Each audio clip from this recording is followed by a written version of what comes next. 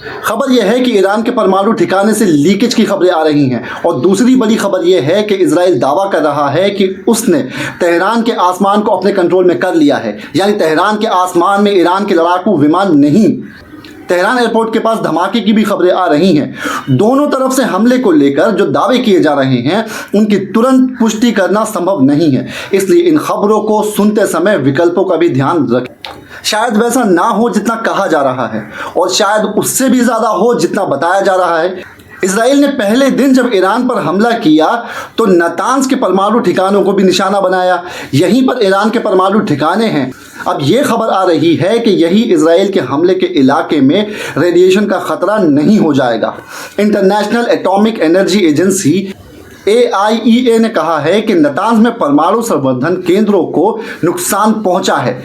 Israel के हमले के कारण नातांज के वातावरण में रेडिएशन और रासायनिक मिश्रण हो सकता है। ऐसा हुआ तो वहां के लोगों के लिए खतरनाक हो जाएगा। इसे भी एक तरह का न्यूक्लियर अटैक के रूप में देखा जाना चाहिए।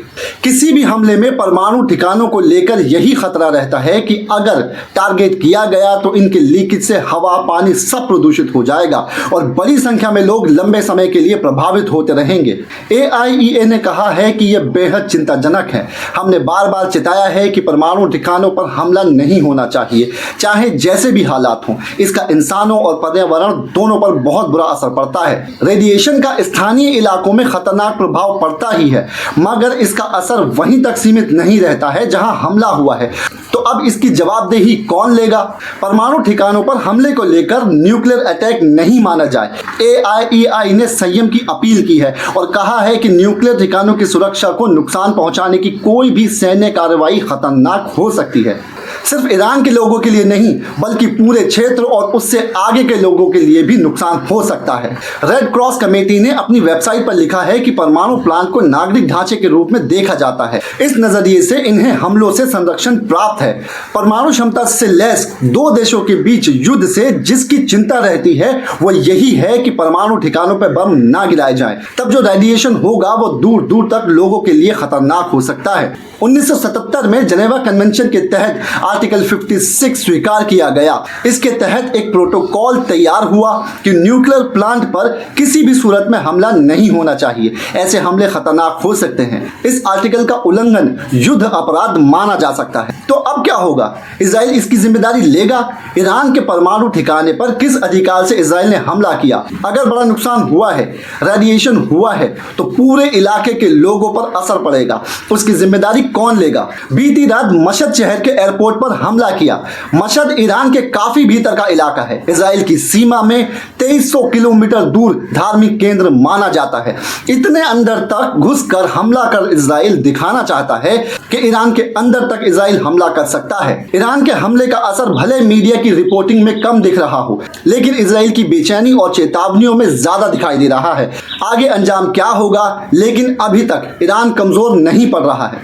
एक सवाल है कि अगर इजराइल ने इतनी शक्तिशाली गुप्तचर सेवा बना ली है, टेक्नोलॉजी बना ली है, महारत हासिल कर ली है, खतरनाक लड़ाकू विमान बना लिए हैं, पेजर से धमाका कर देता है, ईरान की ही सेना के टॉप लीडरशिप को उनके ही घर में उड़ा दिया। ऐसा नहीं है कि इजराइल ने अपने हमलों में चौंकाया नहीं है, फिर भी वो इतना शक्तिशाली होते हुए भी ईरान से अकेला क्यों नहीं भिड़ पा रहा है? बड़ा सवाल है कि क्या इजराइल अकेले ईरान से भिड़ सकता है? इजराइल के पास अमेरिका की ताकत है, लेकिन ईरान अकेले दम पर 4 दिनों से अपनी मिसाइलों से सिरहन पैदा कर रहा है।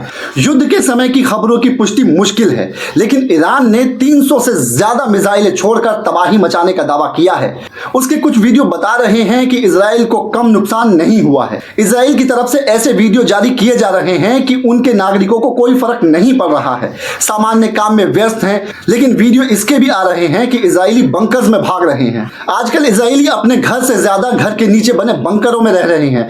इस समय एक बात नोटिस कर रहा हूं कि पश्चिमी मीडिया की रिपोर्टिंग में केवल इजराइल नहीं है, ईरान का भी हमला है और उसके हमले के नुकसान की भी खबरें हैं। एक तरफा जैसा कुछ नहीं दिखता। पश्चिमी मीडिया तेल अवीव से लेकर हाइफा तक रिपोर्टिंग कर रहा है। बीबीसी की टीम हाइफा शहर से रिपोर्टिंग कर रही है, दिखा रही है कि शहर में भारी नुकसान हुआ है। बहुत सारी इमारतें गिर गई हैं, जलती हुई कारें दिखाई दे रही हैं। बीबीसी इसका मतलब है कि हाइफा शहर में नुकसान तो हुआ है। अब रही बात, क्या हाइफा बंदरगाह को नुकसान पहुंचा है? ईरान का तो ऐसा कोई दावा नहीं है, लेकिन हाइफा बंदरगाह के बंद होने की खबर नहीं आई है। इस बंदरगाह का संबंध भारत के अडानी समूह से है। यहां अडानी समूह ने अरबों रुपए का निवेश किया है कि हाइफा में कंपनी की कार्गो फैसिलिटीज को कोई नुकसान नहीं हुआ। ईरान ने दावा किया है कि हनीफा शहर के सैनिक और ऊर्जा ठिकानों को टारगेट किया गया है। अडानी समूह का कहना है कि हाइफा बंदरगाह को नुकसान नहीं पहुंचा है, बंदरगाह चल रहा है, मगर हाइफा में सही स्थिति क्या है इसके बारे में कोई भी ठीक से नहीं जानता है। टाइम्स ऑफ इजराइल ने रिपोर्ट किया है कि स्थानीय पुलिस हाइफा में हुए नुकसान की रिपोर्टिंग करने नहीं दे रही है। इस रिपोर्टिंग में बताया गया है कि मिसाइल अटैक पर लाइव रिपोर्टिंग करने वाले अंतर्राष्ट्रीय पत्रकारों को पुलिस हाइफा इलाके से हटा रही है। तटीय जिला पुलिस ने जाकर छानबीन की और स्थिति को अपने नियंत्रण में ले लिया। इजराइल के शहरों से पश्चिमी मीडिया की रिपोर्टिंग से कुछ सवाल उठ रहे हैं। पहला तो यही है कि इजराइल ने एक झटके में अपनी जमीन से CNN, BBC, फॉक्स न्यूज को रिपोर्टिंग करने की अनुमति कैसे दे दी? इसी इजराइल ने इन्हीं इंटरनेशनल मीडिया को गाजा से रिपोर्टिंग नहीं करने दी। गाजा में 200 से अधिक स्थानीय पत्रकारों के मारे जाने की खबर है। वहां के स्थानीय पत्रकार किसी तरह से रिपोर्टिंग कर रहे थे, वो बचे ना उनके परिवार। कितने ही सोशल मीडिया अकाउंट साइलेंट हो गए, उनकी लोकेशन पहचान कर उन्हें निशाना बनाया गया। किसी भी इंटरनेशनल मीडिया को गाजा जाकर रिपोर्टिंग करने की इजाजत नहीं दी गई। अब इजराइल क्यों अपनी जमीन से रिपोर्टिंग करवाना चाहता है? उसे कब जनमत की परवाह हो गई? 2 साल तक नरसंहार जारी रहा है। अनगिनत लोग मारे गए, स्कूल, अस्पताल सब तबाह कर दिए गए, लेकिन गाजा के लोगों की आवाज को दुनिया तक नहीं पहुंचने दिया गया। इजराइल को इस बात से फर्क नहीं पड़ा कि पत्रकारों को रोका जा रहा है, तो इजराइल CNN, BBC न्यूज की रिपोर्टिंग से किसे प्रभावित करना चाहता है, किसकी धारणा को बदलना चाहता है? आपको याद होगा 2023 में जब अल जजीरा वहां से धुआंधार रिपोर्टिंग कर रहा था, उससे परेशान होकर इजराइल अल जजीरा से भी भिड़ गया और अल जजीरा को बैन कर दिया गया। अभी भी बैन है। अल जजीरा को तेल अवीव और हाइफा से रिपोर्टिंग करने की अनुमति नहीं है। बाकायदा मई 2024 में इजराइल की कैबिनेट ने वोट कर अल जजीरा को बैन किया था। 4 दिन ईरान ने इजराइल पर 300 से ज्यादा मिसाइल दागी हैं। वहां से सारे चैनल रिपोर्टिंग करने लग गए हैं। इजराइल कह रहा है कि ईरान उसके नागरिक ठिकानों पर हमला कर रहा है, तो लोग उनसे पूछ रहे हैं कि गाजा में आप क्या कर रहे थे? क्या गाजा के लोग गाजा के नागरिक नहीं थे? स्कूल, अस्पताल से लेकर हर जगह आपने हमला किया। अनगिनत निर्दोष लोग मार दिए गए, बम से भी और भूख से भी। तब नागरिक ठिकानों और आतंकी ठिकानों में आपने फर्क नहीं किया। इजराइल ने जब ईरान पर हमला किया तब भी उसके नागरिक ठिकानों को निशाना बनाया। एक बात यह भी कही जा रही है कि इजराइल ने जानबूझकर अपनी गुप्तचर एजेंसी मोसाद का मुख्यालय नागरिक इलाके में बनाया। वही इजराइल जो हमास पर आरोप लगाता था कि वो नागरिकों को ह्यूमन शील्ड के रूप में इस्तेमाल कर रहा है। इसका मतलब यह हुआ कि जब गजा पर बम गिराना था तब कहा कि नागरिक ठिकानों को टारगेट कर रहे हैं क्योंकि वहां आतंकवादी छिपे हैं। लोग सोशल मीडिया पर पुरानी रिपोर्ट डालकर दिखा रहे हैं कि कैसे इजराइल ने लोगों की आबादी में घुसकर अपने ठिकाने बनाए। यानी लोग दिखा रहे हैं कि आप हमास पर नागरिकों के पीछे छिपने का आरोप लगाते थे, लेकिन आपने भी वही किया। ईरान के रक्षा मंत्री का कहना है कि तेहरान के नागरिकों को भी भारी कीमत चुकानी होगी। तेहरान में कारों में बम धमाके हुए। इजराइल ने एक इमारत को निशाना बनाया जिसमें 60 नागरिक मारे गए, इनमें 20 बच्चे थे। तेहरान टाइम्स में रिपोर्ट किया गया है कि इजराइल ने तेहरान में बच्चों के एक अस्पताल, हकीम अस्पताल पर ड्रोन से हमला किया। विशेषज्ञ कह रहे हैं कि यह अंतर्राष्ट्रीय कानून का उल्लंघन है। किसी के मारे जाने की खबर नहीं है। ईरान के विदेश मंत्रालय ने कहा है कि इजराइल बच्चों को मार रहा है। पिछले 3 दिन में कई बच्चों को मारा है। इन खबरों की पुष्टि कैसे की जा रही है यह समझना मुश्किल काम है, लेकिन हमले की तस्वीरें बता रही हैं कि आम लोगों को निशाना बनाया जा रहा है। ईरान और इजराइल दोनों ने रिहायशी इलाकों को टारगेट किया है। दोनों की लड़ाई ने सीमा पर युद्ध की समझ को बदल दिया है। आमतौर पर युद्ध को सीमा और सीमावर्ती इलाकों तक सीमित माना जाता है, लेकिन ईरान ने अपनी क्षमता से इजराइल की राजधानी तेल अवीव के भीतर मिसाइलें दाग दी हैं। मतलब इस जंग में रिहायशी इलाके जंग के मैदान में बदल गए हैं। यही आने वाले समय में युद्ध का भविष्य होने जा रहा है। ईरान ने यह भी दावा किया है कि अपने देश में सक्रिय मोसाद के 2 एजेंट को पकड़ा है। एक एजेंट इस्माइल फाखरी को फांसी दिए जाने की भी खबर आ रही है। ईरान की तरफ से वीडियो जारी किया गया है कि भारी मात्रा में विस्फोटक से भरा एक ट्रक जब्त कर लिया गया है। इस ट्रक से 23 ड्रोन बरामद हुए हैं। पहले भी ईरान के भीतर मोसाद के एजेंटों के गिरफ्तार करने का दावा किया गया था। तो दोनों की तरफ से ऐसे दावे किए जा रहे हैं जैसे आज ही सब कुछ मिट गया है। इजराइल का तेहरान पर कब्जा हो गया है और मानो ईरान का तेल अवीव पर। इजराइल ने ईरान में तबाही मचाई होगी क्योंकि वो सक्षम है, उसके पास अमेरिका की ताकत भी है। लेकिन ईरान कैसे तबाही मचा रहा है, उसके पास क्या कुछ है, इसके बारे में ठीक जानकारी की घोर समस्या है। ईरान की सैन्य क्षमता के बारे में भी और उसकी मिसाइलों ने सैनिक ठिकानों को कितना नुकसान पहुंचाया है उसकी भी जानकारी कम है। प्रामाणिक जानकारी की कमी है।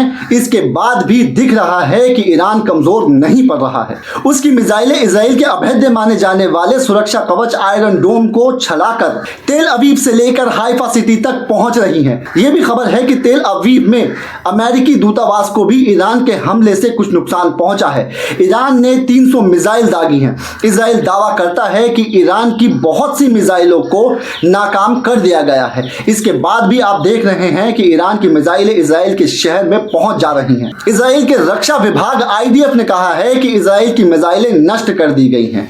मिसाइलों के स्टोर को नष्ट कर दिया गया है। ईरान की मिसाइलों का 1/3 क्षमता खत्म कर दी गई है, ऐसा इजराइल ने दावा किया है। ईरान के कई शहरों में 100 से अधिक सैनिक ठिकानों पर हमला किया गया है। अब जो समस्या इजराइल से रिपोर्टिंग को लेकर है, वही समस्या ईरान से भी रिपोर्टिंग को लेकर है। जैसे खबर आई कि ईरान ने दावा किया है कि उससे पाकिस्तान ने कहा है कि अगर इजराइल ने ईरान पर परमाणु हमला किया तो पाकिस्तान भी परमाणु हमला कर देगा। ईरान की तरफ से अब पाकिस्तान ने इसका खंडन कर दिया है कि ऐसा कुछ भी नहीं कहा गया है। जब इजराइल ने ईरान पर हमला किया तो लोगों ने कहा कि ईरान युद्ध का रास्ता नहीं लेगा क्योंकि उसके पास क्षमता नहीं है, लेकिन उसने रास्ता लिया और इजराइल को जवाब दिया। भारत और पाकिस्तान की तरह इस केस में ऐसा नहीं होगा कि पहले ट्रंप आकर घोषणा करेंगे कि सीज फायर होने वाला है और मैं सीज फायर करा रहा हूं और उसके कुछ घंटे बाद पाकिस्तान की सरकार और हिंदुस्तान की सरकार ये घोषणा करेंगी कि हमने सीज फायर कर लिया है। कम से कम इस केस में तो ऐसा नहीं होगा। इजराइल पीछे नहीं हटेगा। वो जिस तरह से ईरान में तबाही मचाने का दावा कर रहा है, अभी से ही खुद को विजेता की तरह देखने लगा है। लेकिन जब आप खबरों को ध्यान से पढ़ेंगे तो पता चलेगा कि कई साल से अकेला पड़ जाने के बाद भी ईरान अभी इतना कमजोर नहीं लग रहा है कि एक हमले में फुट नोट्स में बदल जाए। ऐसा लगता है कि रात होते ही आसमान ईरान का हो जाता है और दिन होते ही प्रोपेगेंडा इस्राइल का हो जाता है।